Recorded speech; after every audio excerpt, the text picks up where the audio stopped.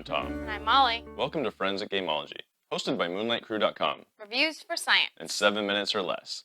Doomtown Reloaded. Reloaded because it used to be a customizable card game, or a CCG, and now it's more of a living card game, although they don't call it that because that's from a different company. Blah, blah, blah. It just means that that everything you buy, it's not random. Everyone will get the same box when they buy the same cards when they buy the same box. Now, we will not go through everything in this game because it is so complex, and we're about to get to simplicity versus complexity, but there is just too much to talk about. What you are trying to do is get more control than your opponent has influence. You get control by controlling these deeds, and they have control points on them. You have influence with your dudes, the people of the Old West here. And let me just say this is a weird Old West with magic and steampunk and some really cool storyline and features, which I think the flavor text is just so great in the rulebook and on the cards. But anyway, if you can amass more control than your opponent has influence, you win.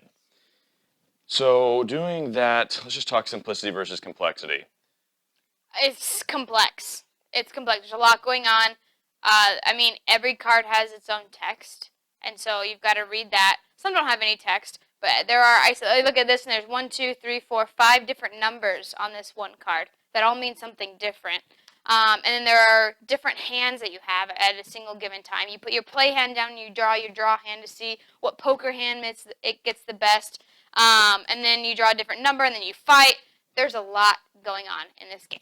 Your player aid is this for each player. It's huge. There is so much small text all down this saying where you can move, how you can move, when you can join a posse. What do you do? Two different posses. How many can you join if you're tapped or not? Poker hands. This game is so complex. Yeah. Talks of Crits Happen. I love him. He said that it makes the Android Netrunner rulebook look like a Dr. Seuss book, and he is 100% right. This is crazy. It's nuts. It's so complex. Yeah. So there's that. Luck versus strategy. I would say so. So what happens sometimes is if you are deciding, for example, deciding who goes first, you put your play hand down because you've got your set of 5 cards or however many it is, and then you put that aside. And you draw another random deck, and whoever has the lowest poker hand, I've got an ace high. I've got a pair of 3s. Okay, so I go first. And that's not the only time you do that. You do that multiple times throughout. For shootout, to see if you win. Like, if I have all of my guys, and I draw the most cards, and Tom draws 4 2s and 1 3. He's got 4 of a kind, and Which just happened. I beat you with 4 of a kind, and you had way more cards than I did. A lot of luck. There is some strategy.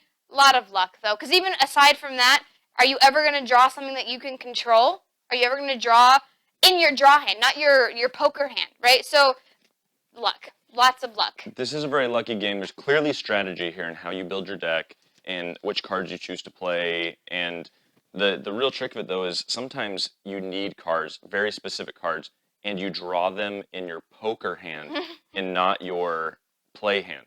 And then they're gone. They go to the discard pile. And you can use those again eventually. But if eventually doesn't come around in time and you needed those cards, that's just tough. Now, granted, sometimes that means you'll be able to take the bad cards from the top and you'll get lucky there, but it's just random.